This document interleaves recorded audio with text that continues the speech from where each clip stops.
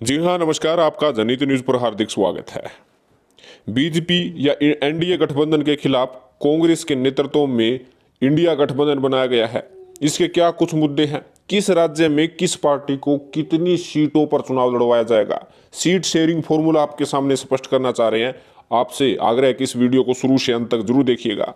Comment करके जरूर बताइएगा कि अब की बार 2024 में होने वाले लोकसभा चुनाव में क्या ये इंडिया गठबंधन कोई बड़ा कारगर साबित होगा, या 2019 या 2014 की तरह बीजेपी अब की बार फिर से सत्ता प्राप्त कर लेगी। कमेंट करके आप जरूर बताइएगा।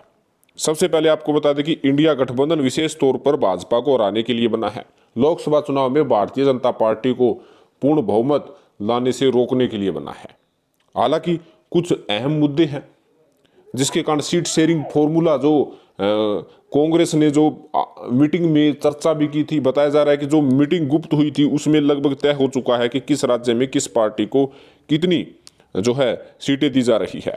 लेकिन उससे पहले आपको बता दें कि जो इंडिया गठबंधन का कोऑर्डिनेटर स्ट्रेटजी कमेटी है उसमें कांग्रेस पार्टी के सी वेणुगोपाल को शामिल किया गया है, संजय राउत को शामिल किया गया जो कि शिवसेना के हैं, उद्धव ठाकरे वाली शिवसेना के, शरद पवार को शामिल किया गया है, हेमंत सोरेन को शामिल किया गया है, टी आर बालू डीएमके के नेता हैं इनको शामिल किया गया है, उमर अब्दुल्ला को शामिल किया गया है, ललन सिंह जेडीयू के इनको इस कमेटी में शामिल किया है, तेजस्वी यादव जो कि बिहार के आरजेडी के जो है उप मुख्यमंत्री है उन्हें शामिल किया गया है, महबूबा मुफ्ती को शामिल किया गया है, डी राजा को शामिल किया है, अभिषेक बनर्जी को शामिल किया है, जावेद अली खान को शामिल किया है और राघव चड्ढा को आम आदमी पार्टी की तरफ से शामिल किया गया है और सीपीआईएम का अभी तक नाम तय नहीं किया गया है।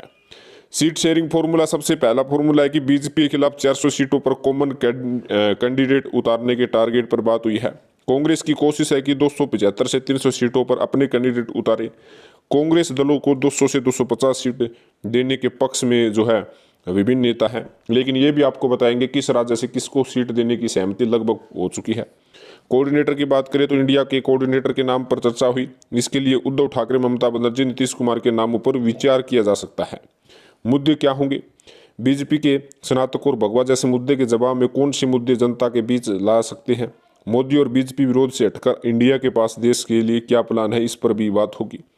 इलेक्शन मैनेजमेंट की बात करें तो इंडिया के नेताओं ने चर्चा की कैंडिडेट फाइनल होने के बाद लोकसभा चुनाव के लिए टोन कैसे सेट किया जाए, कहाँ कितनी रैली होगी और स्टार कैंपेनर कौन होंगे, चुनाव अभियान की ब्रांडिंग कैसे होगी, इसके लिए किन एजेंसियों की मदद ली जा सकती है, इस पर चर्चा होगी।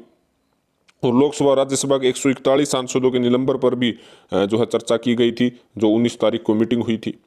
अगर हम पार्टियों की बात करें और किस पार्टी के पास कितने सांसद है, ये भी आपको बता दें कि कांग्रेस के पास लोकसभा में 51 सांसद है, राज्यसभा में 30 है। टीएमसी के लोकसभा में 23 और तो राज्यसभा में 13 सांसद हैं। शिवसेना की बात करें जो उद्धव ठाकरे के नेतृत्व में है, लोकसभा के 6 और राज्यसभा के 3 सांसद हैं। एनसीपी की बात करें जो शरद गुट से है, उसमें लोकसभा के 4 और राज्यसभा के 4 सांसद हैं। सीपीआई की बात करें तो लोकसभा के 2, राज्यसभा के 2 सांसद हैं। सीपीआईएम की बात करें तो लोकसभा से 3 और राज्यसभा के 5 सांसद इनके पास है। जेडीयू की बात करें तो लोकसभा के 16 और राज्यसभा के 5 सांसद इनके पास है। डीएमके की बात करें तो लोकसभा के 23 और राज्यसभा के 10 सांसद इनके पास है। आम आदमी पार्टी की बात करें तो राज्यसभा के 10 और लोकसभा का 1 सांसद इनके पास इस वक्त मौजूद है। जमुआ की बात करें तो लोकसभा का 1, राज्यसभा के 0 सांसद है। आरजेडी की बात करें तो सिर्फ 6 लोकसभा सांसद है, कोई 6 राज्यसभा सांसद है, लोकसभा सांसद कोई नहीं है। सपा की बात करें तो 3-3 है, यानी 3 लोकसभा और 3 राज्यसभा। नेशनल कॉन्फ्रेंस की बात करें तो 3 लोकसभा और 0 राज्यसभा सांसद है। IUML की बात करें तो उनके पास 3 लोकसभा और 1 राज्यसभा सांसद है। VCK की बात करें तो लोकसभा केवल 1 सांसद है। RLP की बात करें तो मात्र 1 लोकसभा सांसद है। केरल कांग्रेस की बात करें तो मात्र 1 लोकसभा सांसद है और इसके अलावा इन 11 पार्टियों के पास कोई सांसद नहीं है, जिसमें PDP, RLD, RJD, CPI, MLA, MSK, MDMK, KDMK, AIFB, अपना दल के, Kerala Congress, president and worker of party of India शामिल है। और इसमें अब हम राज्यवार बता दें कि किस पार्टी को कितनी किस राज्य में सीट दे जाने पर जो है बातचीत चली है। बंगाल की बात करें तो बंगाल में टोटल सीट 42 है, टीएमसी के पास टीएमसी गठबंधन के नाते 35 सीटों पर चुनाव लड़ सकती है, लेफ्ट 4 सीटों पर और कांग्रेस 3 सीटों पर चुनाव लड़ने के लिए इंडिया गठबंधन के नेतृत्व में तैयारी लगभग पूरी हो चुकी है, सहमति बन चुकी है।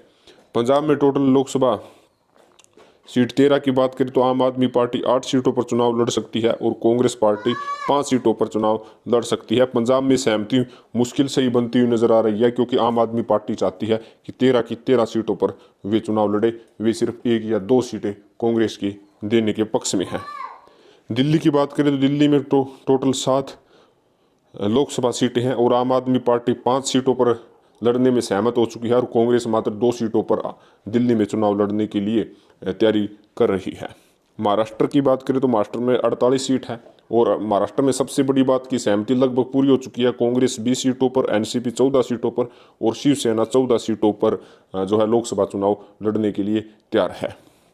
हरियाणा में की बात करें तो हरियाणा की 10 लोकसभा सीटें हैं, जिसमें कांग्रेस को 8, आम आदमी पार्टी को 2 सीटें जो है चुनाव के तहत मिल सकती है, चुनाव में सहमति बन सकती है। हालांकि हरियाणा का जो कैडर है, कांग्रेस पार्टी अपने आप को 10 की 10 सीटें लेने के लिए तैयार है, लेकिन आम आदमी पार्टी 2 सीटें लेने की अपनी जो रणनीति बना रही है और उसी के मद्देनजर वे आगे बढ़ रहे हैं। एमपी, राजस्थान, छत्तीसगढ़, कर्नाटक, राजस्थान, गुजरात, हिमाचल और उत्तराखंड जैसे राज्यों में कांग्रेस का सभी सीटों पर लड़ना तय है। यानी इन राज्यों में सभी सीटों पर जो है कांग्रेस चुनाव लड़ेगी, जिसमें मध्य प्रदेश, राजस्थान, छत्तीसगढ़, कर्नाटक, राजस्थान, गुजरात, हिमाचल और उत्तराखंड जैसे राज्य शामिल है। तमिलनाडु में डीएमके के साथ कोई विवाद नहीं है, वहाँ पर डीएमके को फ्री हैंड कर दिया जाएगा, 1 आधी सीटों पर ही कांग्रेस पार्टी जो है ले पाएगी। बिहार और यूपी में सबसे बड़ी जो है कवायद शुरू हो गई है, क्योंकि यूपी में बसपा पार्टी के साथ गठबंधन करने के लिए कांग्रेस पार्टी के कई दिग्गज नेता कांग्रेस पर प्रेशर बना रहे हैं। वहीं बसपा के कई नेता भी कह रहे हैं कि कांग्रेस के साथ गठबंधन कर लेना चाहिए, लेकिन उससे सपा खुश नहीं है। तो बिहार और यूपी में जो सीटों का मामला है, कुछ ऊपर नीचे हो रहा है, तालमेल अच्छा नहीं बन रहा है, तो यहाँ पर भी जो है गठबंधन दल मिलकर सहमति बना लेंगे। 15 जनवरी से पहले सारे राज्यों में इंडिया गठबंधन यह तय कर लेगा कि किस सीट पर कौन चुनाव लड़ेगा, कितनी सीटों पर कौन सी पार्टी लड़ेगी। यानी 15 जनवरी से पहले इंडिया गठबंधन सभी जो है सीटों पर, सभी राज्यों की सीटों पर जो है सहमति बना लेंगे और मिशन 2024 में जो उन्हें मैनेजमेंट करना है, उस मैनेजमेंट पर ज़्यादा फोकस इंडिया गठबंधन करने की अपनी तैयारी कर रहा है।